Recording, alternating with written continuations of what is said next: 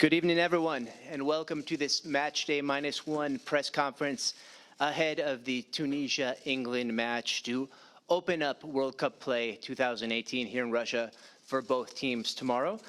We have here on the podium with us England coach Gareth Southgate and also, of course, Harry Kane. We'll begin in just a moment, a couple housekeeping notes.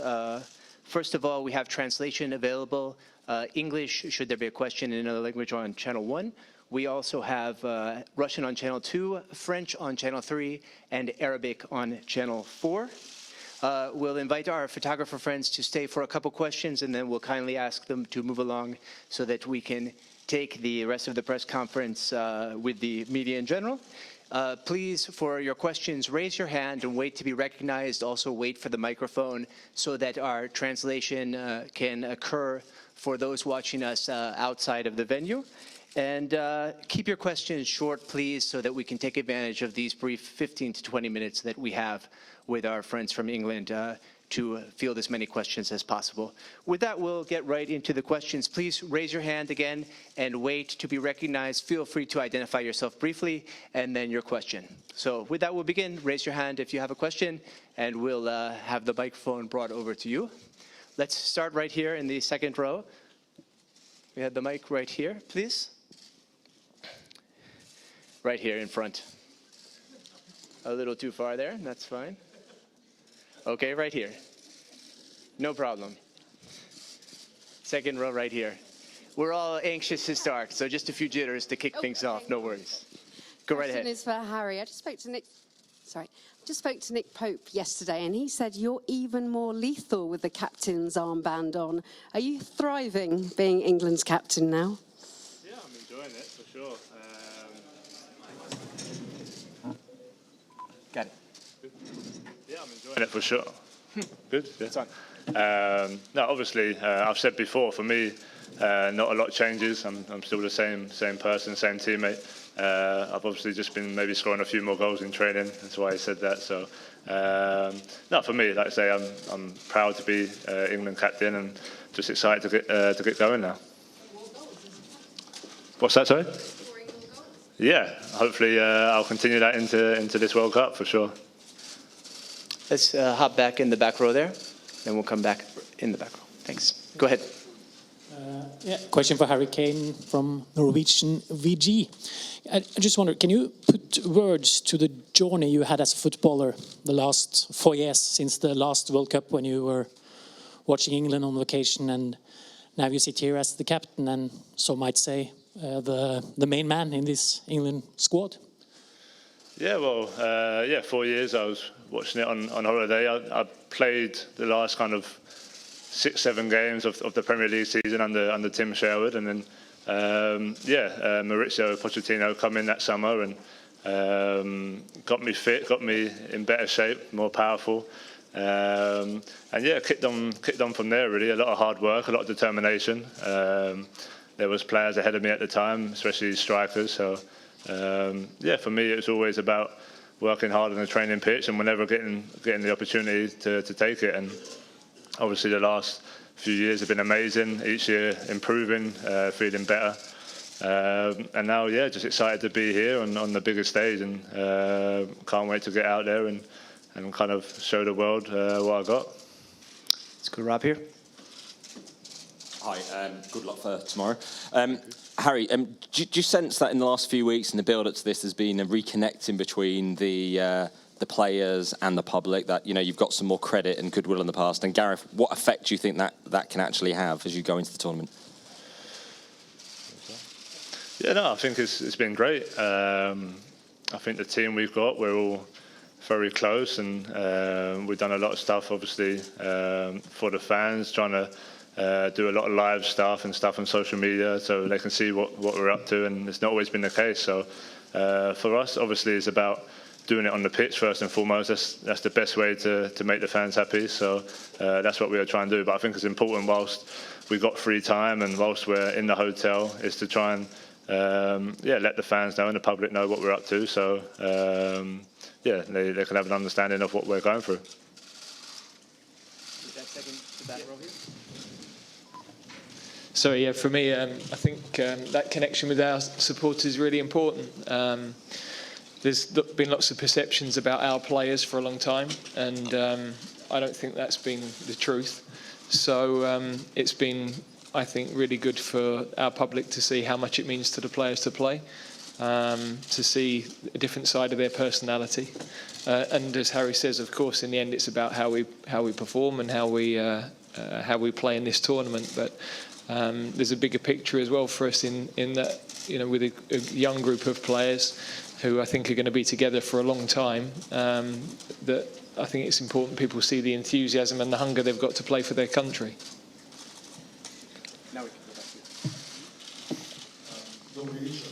Вопрос к тренеру, вопрос к господину Кейну. A question to the coach and to Mr. Kane as well. Можно? Добрый вечер. Вопрос к господину Кейну и к господину тренеру. Сложилось впечатление, что на этом чемпионате команды, владеющие мячом, испытывают определенные затруднения в связи с состоянием газона, что снижается темп игры. Мы можем предположить, что Англия будет много владеть мячом завтра. Не будет ли у вас трудностей? Может ли как-то состояние газона повлиять на игру вашей команды завтра?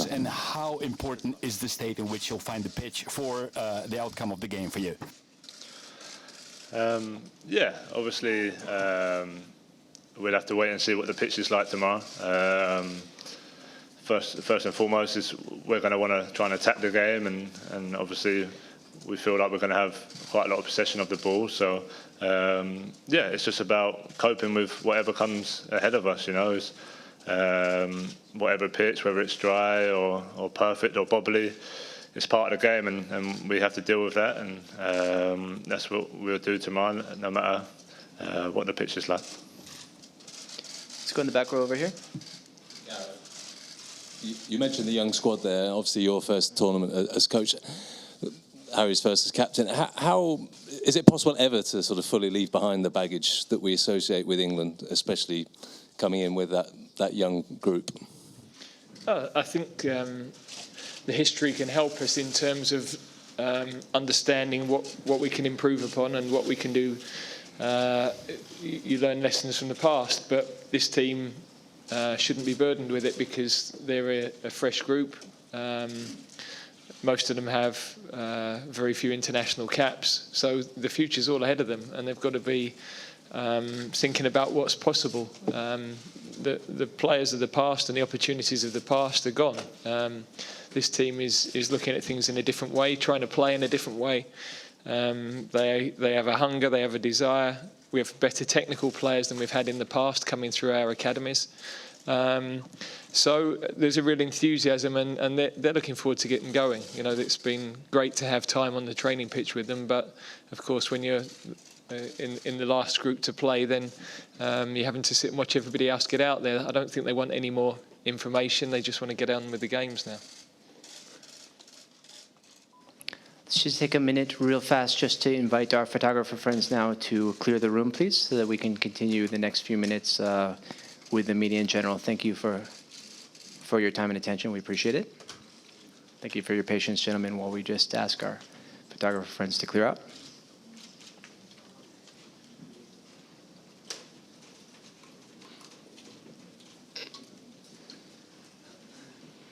Thanks. We're going to go right here in the middle to the gentleman in the blue shirt. Hi, it's Guido Nunes from Brazil. I would like to ask a question apart from football, because we understand the importance that Volgograd, the city, has because of the history of the Second World War, and especially for you to come here to the city when we have the arena Volgograd, for instance, when it was like on the construction, they found bombs from the Second World War. How's the feeling for both of you to come to the city and play the World Cup? Yeah, we're of course aware of the history of the city and the importance of that battle in the Second World War. So it's something that, of course, is the past, and you respect the people that have lost their lives who fought together. You know, there's a lot of talk about relationships between our country and Russia, but of course the history there is very strong between the two countries from that period. So to see the statue and to see to have an understanding of the history reminds you that there's some things are even bigger than football, and that's good perspective for us all. Yeah, no, obviously it's great to play football in such a place. You know, we travel the world a lot, obviously being footballers, and you obviously want to go and see the history and see these things which we don't always get to do. But all we can do is play football, and the history is what it is, and obviously there's a lot of respect there. But from us, we have to kind of just concentrate on the task ahead, and if we get a chance to go and see any of the statues or the monuments, and obviously I'm sure some of the players would like to do that. Good morning, Britain. Can I ask you both, how important is it for the England supporters while you're out here, bearing in mind it's a very difficult place to get to as we speak, hundreds of fans on a train coming down from Moscow, I think it's lasting them 18 hours. Would you like to see more England supporters down here? Is it really important to you throughout the tournament going forward? I think there's obviously been a lot of stories leading into the tournament that have put people off coming, and we've tried to reassure people that we don't see any dangers. I think everybody can see the security around the tournament, especially. So we're really grateful for the people that are travelling. It's always a huge lift for us to see England fans in the stadium. Personally, I've met quite a few of those supporters who are travelling before we've come out here, and lots of them have got stories from many tournaments going back, so they've followed the team for a long time. And sometimes those really good people that follow us are overlooked and not highlighted at the expense of some of the guys that have caused problems in the past. So I don't expect that to be an issue this time. I think we've got real dyed-in-the-wool supporters coming with us, and we're really looking forward to getting out and performing for them.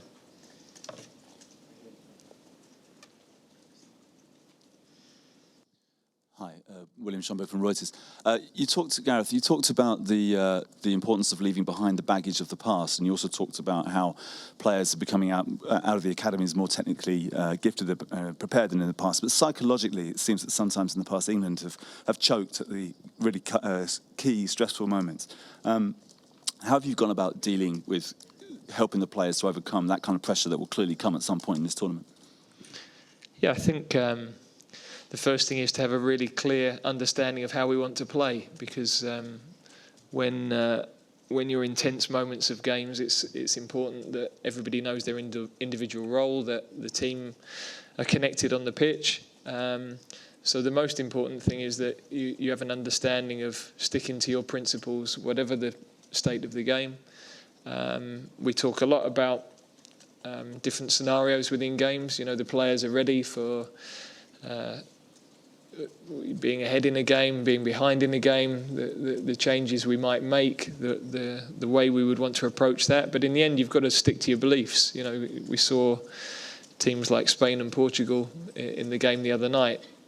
Whatever the stage of the game, they stick to what they do well, and we've got to have that strength of character to do that. So they are discussions that we've had quite a bit, and of course in the end you have to just get playing as a team and winning those matches to breed that confidence and breed that experience of winning big games. But all of our guys have played in big matches for their clubs, although it's a young squad and they don't have a lot of caps. When you go through, the majority of the squad play in the top six. So this year alone they've played in matches to decide the titles, to have big Champions League games, to finals. So even our Marcus and Trent, who are our two youngest, have played in cup finals already on the European stage. That is huge experience for them. And over the next few years, that's only going to grow for all of the squad, which is why it's so exciting. Hi, Harry Kane, Clark ITV. Euro 2016 was obviously tough. What have you worked on since then, and what have you discussed with Gareth to ensure that you're able to perform to your best at this tournament?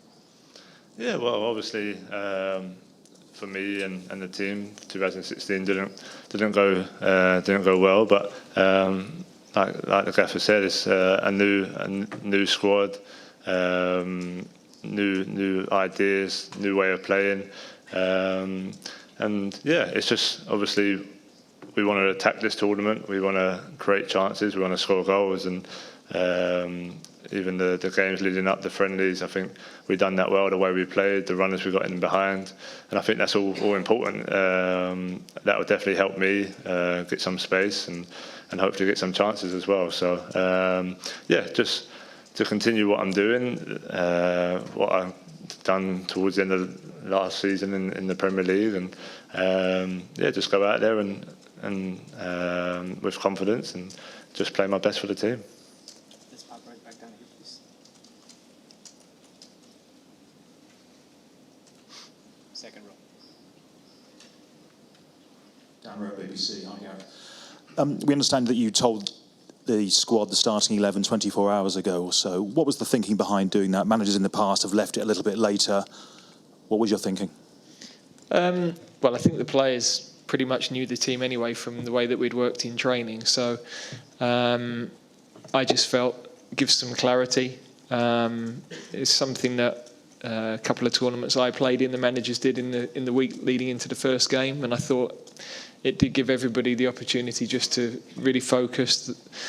The lads that weren't in the team, the chance to put that disappointment behind them quickly, and then be back ready to train and support the rest of the players. And I've got to say, the squad we've got, character-wise, is brilliant like that. There's some exceptional individuals who. It's not easy to pick a team because the margins are different. In a lot of positions we just have a different profile of player, and we've selected different profile of players in certain positions. But I think it means you can work on more specifics during the week, and I think ahead of this first game that was going to be helpful. We have time for just a few more if we keep them brief. Let's start here. Gareth, you have been bold, you've implemented change, and you've done it in a relatively short space of time. On the eve of the World Cup, how comfortable are you with those changes? And in terms of where you wanted to get to when you started to make those changes, how happy are you with where you're at?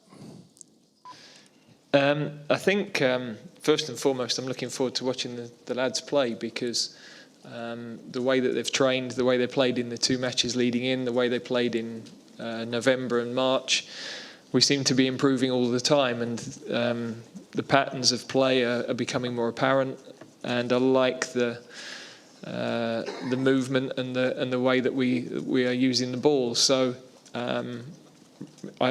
normally what you see on the training ground is converted into the match, and I don't expect that to be any different tomorrow. The intensity and the competition is of a really good level, and if training isn't like that, then the standards can drop. So that's been really pleasing. In terms of how quickly I thought we could progress, I didn't really know. We certainly were clear what we wanted to do, and that the players were capable, and once we'd had a vision of exactly how we wanted to play, then selection became a lot clearer, and then every training session and what you're trying to get out of it becomes a lot clearer as well. So the players have really embraced that. I think they like playing possession football.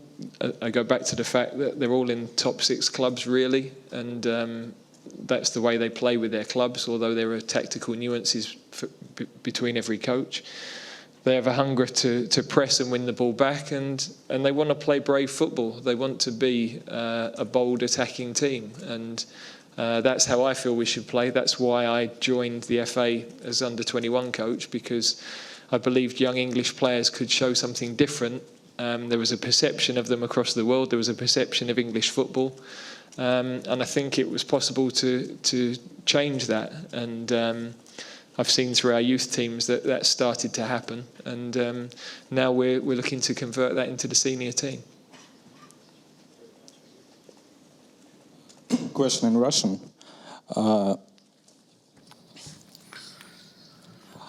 Перед открытой тренировкой в Зеленогорске, Харри, вам вручили самовар. В интернете активно шутят, что это ваш первый в жизни трофей в карьере футболиста. Возможно ли, что это хороший знак, и теперь вы привезете из России настоящий трофей Кубок мира?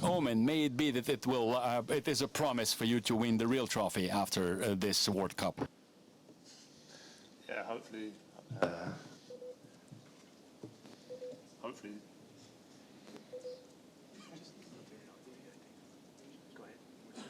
Hopefully.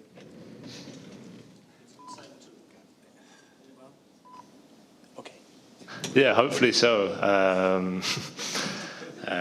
Yeah, I obviously see a few of the jokes going around on social media and stuff, but look, it is what it is. You know, I'm still got a lot of playing time, hopefully, in my career.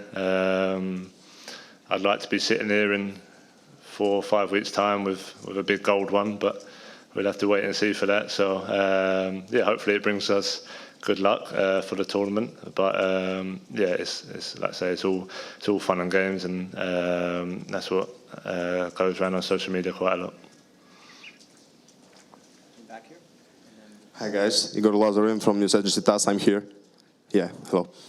And could you say a few words about the level of organization here and a few words about place where you live and train? Thank you. Sorry, I didn't quite get the second part of the... Could you say a few words about level of organization here in Russia and a few words about place where you live and train here? Okay, in Rapino, yeah. Well, fantastic. We're really pleased. We were very serious in our planning and looked at several different venues. There's lots of considerations, of course, around travel for to the airports, to training. We wanted a hotel that we could have for ourselves because there's a nice balance of being able to connect with the local people in Rapino, but also then when we want to just be on our own and have time and relax, then we've found the perfect venue for that. So I think the players, you can ask Harry, but I think the players really like the setup. And the organisation of the tournament. I was at the Confederation Cup last year. It was brilliant. So I had no doubt today would be the same, travelling to the stadium. And we're really looking forward to it. The stadiums look brilliant. So, yeah, we just want to get playing football now. We'll take our last question right here. Apologies to those of you for whom we didn't have time. Question for Harry, please. Cristiano Ronaldo scored a hat-trick in the first game. Does that put you on any pressure in your potential hunt of the Golden Boots? Well, yeah, he's put me under a little bit of pressure for sure. But no, obviously he's a fantastic player and had a fantastic game. But as always, for me, it's about concentrating on myself and the team. So hopefully I can score a hat-trick tomorrow and we'll both be level. But yeah, it's not something I'll think about too much until hopefully towards the end of the tournament. Thank you very much, gentlemen, for your time and patience. Thank you. We'll see you again tomorrow for this match.